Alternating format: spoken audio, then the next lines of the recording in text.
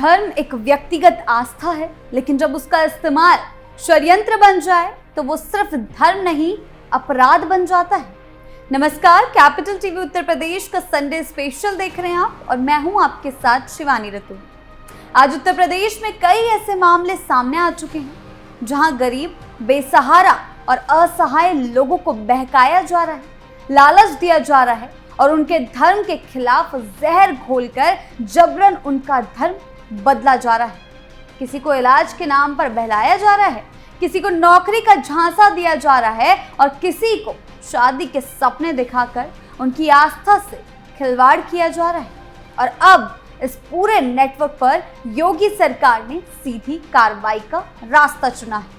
मुख्यमंत्री योगी आदित्यनाथ ने साफ कहा है कि धर्मांतरण अब किसी कीमत पर बर्दाश्त नहीं किया जाएगा, क्योंकि ये केवल एक धार्मिक स्वतंत्रता का दुरुपयोग नहीं बल्कि एक गहरी साजिश है। धर्म बदलना यदि किसी की स्वतंत्र इच्छा से हो तो संविधान उसे इजाजत देता है, लेकिन जब कोई कट्टरपंथी मानसिकता के लोग गरीबों की मजबूरी का फायदा उठाकर छल और फरेब से उनके दिल दिमाग को बदले तो वो न सिर्फ समाज के लिए खतरा है बल्कि देश की आत्मा पर हमला है। अब योगी सरकार एक के बाद एक कार्रवाई कर रही है। जहां जरूरत पड़ी गिरफ्तारियां की गई, फर्जी संस्थाओं की जांच शुरू हुई और कई संगठनों की गतिविधियों पर रोक लगी। ये सिर्फ प्रशासनिक निर्णय नहीं है, ये सामाजिक चेतना की लड़ाई है जो धर्म को राजनीति या सौदेबाजी का जरिया बनाने वालों के खिलाफ है। आज बुलडोजर सिर्फ जमीन पर नहीं चल रहा, अब वो सोच पर चल रहा है जो धर्म को हथियार बनाकर तोड़ने की कोशिश करती है। योगी सरकार का ये संदेश साफ है, धर्मांतरण के नाम पर धोखा, लालच और कट्टरता अब इस धरती पर नहीं चलेगी। आज के संडे स्पेशल में बात करेंगे ऐसे ही रैकेटों के बारे में और किस तरह से उन पर एक्शन लिया गया है। आइए जानते हैं विस्तार से। छांगुर के रैकेट को किया ध्वस्त।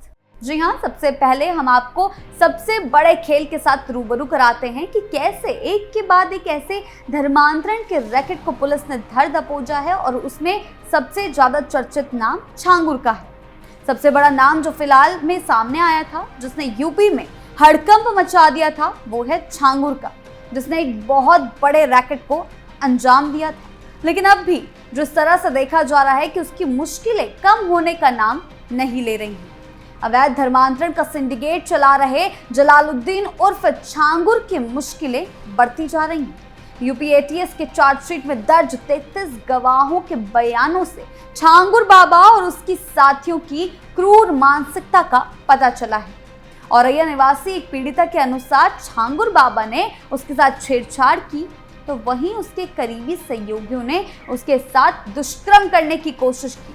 तो वहीं एक अन्य पीड़िता ने कहा है कि उसके साथ भी दुष्कर्म और जातीय अपमान हुआ। फिलहाल इसके अलावा छांगुर बाबा के खिलाफ कई अन्य गवाह भी सामने आए हैं।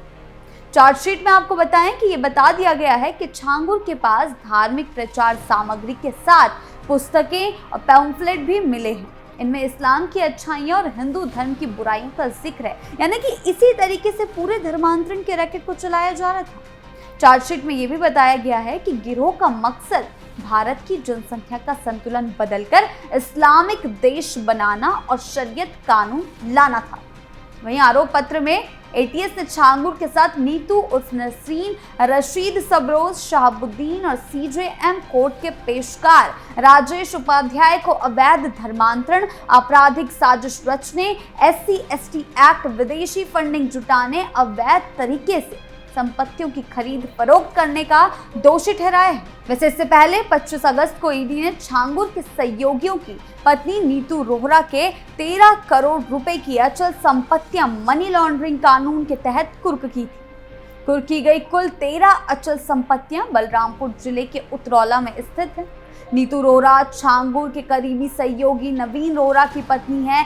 छांगुर बाबा और नवीन दोनों इसमें इस समय न्यायिक हिरासत में है। यानी कि हम आपको पूरा सारा का सारा खेल बता रहे हैं कि कैसे छांगुर और उसके सहयोगियों ने एक खेल रचा जिसमें मासूम लोगों को फंसाया। एसटीएफ की पूछताछ में छांगुर ने कई सनसनीखेज खुलासे किए हैं। छांगुर ने धर्म परिवर्तन के लिए जाति के आधार पर रकम तक तय कर रखी थी। ब्राह्मण, क्षत्रिय या सिख लड़कियों के लिए 15 से 16 लाख रुपए, पिछड़ी जाति की लड़कियों के लिए 10 से 12 लाख रुपए, और अन्य जाति की लड़कियों के लिए 8 से 10 लाख रुपए। छांगुर का नाम तब सामने आया जब हिंदू संगठनों के प्रभाव से कुछ लोगों ने घर वापसी की और इस गैंग का भांडा फोड़ दिया। आपने देखा होगा, यही है ये कालनेमियों का हाल। कैसे छद्म रूप से लोगों में भ्रम पैदा हो। जलालुद्दीन ने अपना उपनाम रख दिया था छांगुर बाबा, जिससे हिंदू भ्रम में रहे, समाज की आंखों में धूल झोंक लेगा, लेकिन पापी कितना भी अपने पाप को छुपाने का प्रयास करेगा, उसका पाप का समय तो पाप का घड़ा भरना ही भरना है, और पाप का घड़ा भरेगा इस धरती माता उसको कभी बर्दाश्त नहीं कर पाएगी। और छांगुर जैसे दुष्कर्मियों और राष्ट्रद्रोही तत्वों के द्वारा छद्म रूप से यही कार्य बलरामपुर की धरती से करने का प्रयास हो रहा था। हमें सतर्क होना होगा। जो लोग हिंदुस्तान की धरती पर रह करके भारत विरोधी गतिविधियों में लिप्त हैं, हिंदू विरोधी गतिविधियों में लिप्त हैं, हमें ऐसे कालनेमियों से सतर्क रहना होगा। उन्हें सख्ती से जवाब देना होगा। स्थानीय प्रशासन और पुलिस को इसके प्रति सजग करना होगा और समय समय पर इनकी गतिविधियों के बारे में शासन को अवगत कराना होगा, जिससे समय रहते इनकी नाजायज गतिविधियों पर सरकार पूरी तरह नकेल कस सके। तो देखिए, ये तो थी छांगुर के खिलाफ योगी सरकार की कार्रवाई, जिसमें चार्जशीट दायर की गई, कई तरीके के एक्शन लिए गए। हमें देखने को मिला कि किस तरह से बुलडोजर एक्शन हुई या पूरे रैकेट को जड़ से उखाड़ने की कार्रवाई योगी सरकार ने लगातार एक्शन लिया है, ताकि पूरी तरह से ऐसे रैकेट्स को खत्म किया जा सके और छांगुर जैसे लोग बच ना सके और उनके गिरोह पर तगड़ा शिकंजा कसा जा सके। आगरा धर्मांतरण के मास्टरमाइंड को पहुंचाया जेल। वहीं दूसरी ओर बात करें आगरा धर्मांतरण के रैकेट के बारे में, तो उसने भी बड़े से बड़े खेल खेलकर लोगों को बेवकूफ बनाया और उनके साथ खिलवाड़ किया है, उनके धर्म के साथ खिलवाड़ किया। उत्तर प्रदेश के आगरा में उजागर हुए धर्मांतरण सिंडिकेट की जांच जैसे जैसे आगे बढ़ी, इसके तार न सिर्फ देश के अलग अलग हिस्सों से जुड़ते दिखे, बल्कि इसका सीधा कनेक्शन कश्मीर और पाकिस्तान तक पाया गया है। देश भर से पकड़े गए 14 आरोपियों से की गई पूछताछ में जो खुलासे सामने आए थे, वो न सिर्फ चौंकाने वाले थे, बल्कि ये दर्शाते थे कि ये कोई मामूली गिरोह नहीं था। एक बहुस्तरीय अंतर्राष्ट्रीय नेटवर्क था जो सुनियोजित तरीके से भारत में मजहबी जहर फैलाने का काम कर रहा था। जांच एजेंसियों के मुताबिक ये गिरोह युवाओं को फंसाने के लिए बेहद चालाक तरीके से अपना रहा था। ऑनलाइन गेम्स, लूडो स्टार जैसे प्लेटफॉर्म का इस्तेमाल कर युवाओं से संपर्क साधा जाता था। इन इंटरैक्टिव गेम्स के जरिए न केवल दोस्ती का माहौल बनाते थे, बल्कि धीरे धीरे ब्रेन वॉश की प्रक्रिया शुरू होती थी। युवाओं को कट्टर इस्लामी विचारधारा की ओर झुकाया जाता था और फिर धर्मांतरण की तरफ धकेला जाता था। और यही था उस आगरा धर्मांतरण खेल के मास्टरमाइंड का असली खेल। इस पूरे अभियान को आर्थिक रूप से मजबूत बनाने के लिए क्राउड फंडिंग और क्रिप्टो करेंसी का इस्तेमाल किया जा रहा था। जांच में सामने आया है कि इस फंडिंग नेटवर्क से जुटाए गए पैसे फिलिस्तीन तक भेजे जा रहे थे।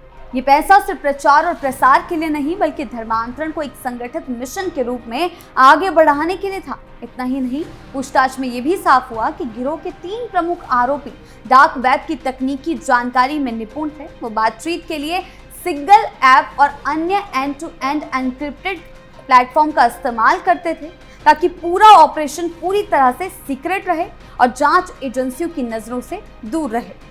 सबसे हैरान करने वाली बात ये सामने आई है कि इस गिरोह का उद्देश्य केवल धर्मांतरण कराना नहीं था, बल्कि एक लंबी रणनीति के तहत पूरे भारत में इस्लाम को फैलाना था। पूछताछ में खुलासा हुआ है कि उनका टारगेट था साल 2050 तक भारत को इस्लामिक राष्ट्र बनाने का। इस मिशन को दावा नाम दिया गया था और इसे एक धार्मिक जिम्मेदारी के रूप में प्रचारित किया जा रहा था। लेकिन योगी सरकार ने तगड़ा एक्शन लिया और इसको पूरी तरीके से ध्वस्त कर दिया, आरोपियों को जेल तक पहुंचाया। धर्मांतरण की शिकार हुई पीड़िताएं जो इस मामले में शिकार हुई थी, सुमैया ने जो बयान दिया वो पूरी साजिश की गहराई को उजागर करता है। सुमैया ने बताया है कि उसे कश्मीर बुलाया गया, जहां उसे दावा की ट्रेनिंग दी गई और बताया गया कि कैसे इस्लाम के नाम पर अन्य लड़कियों को उनके धर्म और परिवार से तोड़कर इस अभियान का हिस्सा बनाया जा सकता है। यही नहीं, सुमैया का आरोप है कि उसे उन पाकिस्तानी संपर्कों से जोड़ा गया जो धर्मांतरण के बाद उसे सच्चे इस्लाम की तालीम देने लगे।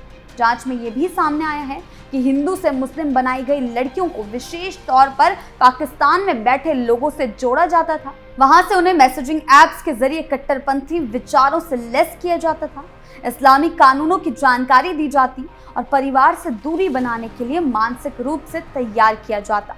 कई मामलों में पीड़िताओं का संपर्क कश्मीर की लड़कियों से भी कराया गया जो पहले ही इस साजिश का हिस्सा बन चुकी थी। ये लड़कियां धीरे धीरे पीड़िताओं के मन में उनके अपने धर्म, संस्कृति और परिजनों के खिलाफ जहर भरती थी। इस पूरे नेटवर्क को दिल्ली निवासी अब्दुल रहमान और गोवा निवासी आयशा लीड कर रहे थे। ये दोनों आरोपी देश भर में फैले नेटवर्क को डिजिटल माध्यमों से नियंत्रित करते थे, जिसका खुलासा यूपी पुलिस ने किया। योगी आदित्यनाथ ने तगड़े से तगड़ा एक्शन लिया और गिरोह के अन्य सदस्यों को कोड वर्ड्स और सुरक्षित प्लेटफॉर्म के जरिए दिशा निर्देश देते थे। यही नहीं, देश के अलग अलग राज्यों में मौजूद लोकल एजेंट्स का इस्तेमाल करके धार्मिक आयोजनों, फ्री क्लासेस, सोशल वर्क और दोस्ती के बहाने से इनको निशाना बनाए गए युवाओं तक पहुंच बनाई जाती थी। और योगी सरकार द्वारा भी इस पूरे नेटवर्क को खत्म किया गया, उनकी जड़ों को खंगाला गया और सबको गिरफ्तारी सुनिश्चित की गई। 14 के 14 आरोपियों को धरा गया। चंगाई सभा के नाम पर बड़ा खेल। वहीं आपको बता दें कि चंगाई सभा जैसे नाम से भी लोगों को धर्म बदलने के लिए उकसाया जाता है। यूपी के मऊ में चंगाई सभा के नाम पर ऐसा ही एक धर्म परिवर्तन कराने का सनसनीखेज मामला सामने आया था। सूचना पर बजरंग दल के कार्यकर्ताओं ने हंगामा किया और पुलिस को बुलाया था। यानी कि ये मामला था चंगाई सभा से जुड़ा हुआ, जहां बजरंग दल पहुंचे और उन्होंने पुलिस को बुलाया। मौके पर 400 से अधिक महिलाएं थीं। पुलिस ने 2 लोगों को गिरफ्तार कर लिया था, जबकि मौके से धार्मिक सामग्री भी बरामद हुई थी। बता दें कि घोसी थाना क्षेत्र के ग्राम सभा पवनी में एक चंगाई सभा विवादों के घेरे में आ गई थी। बजरंग दल के जिला संयोजक प्रांशु सिंह उर्फ तेजस ने अपने समर्थकों के साथ पहुंचकर इस सभा को धर्मांतरण का खेल करार दिया। सभा में संजय कुमार प्रजापति के घर पर आयोजित की गई थी, जिसमें आसपास के 10 गांवों से करीब 400 महिलाएं शामिल थी। चंगाई सभा में शामिल एक महिला ने बताया है कि वे दवाओं और झाड़ फूंक से तंग आकर प्रार्थना सभा में शामिल हुई थी। उसके मुताबिक यहाँ दुआओं से उन्हें फायदा हुआ है और कोई खर्चा नहीं लिया गया, जबकि ये सब धर्मांतरण की प्रक्रिया का हिस्सा था। धर्म के नाम पर चल रहे ये रैकेट न सिर्फ लोगों की आस्था से खिलवाड़ कर रहे हैं, बल्कि देश की सामाजिक एकता और सुरक्षा के लिए भी बड़ा खतरा बन चुके हैं। चाहे छांगुर जैसा धोखेबाज हो या आगरा का अंतर्राष्ट्रीय सिंडिकेट या चंगाई सभा के नाम पर चल रहा रैकेट, हर एक साजिश अब योगी सरकार के निशाने पर है। उन्होंने एक्शन लिया है। बुलडोजर सिर्फ दीवारें नहीं, अब ऐसी जहरीली सोच पर भी चल रहा है और अब ये साफ है कि ऐसे रैकेट्स को चलने नहीं दिया जाएगा। आपकी इस बारे में क्या राय है, हमें कमेंट सेक्शन में जरूर बताएं। नमस्कार।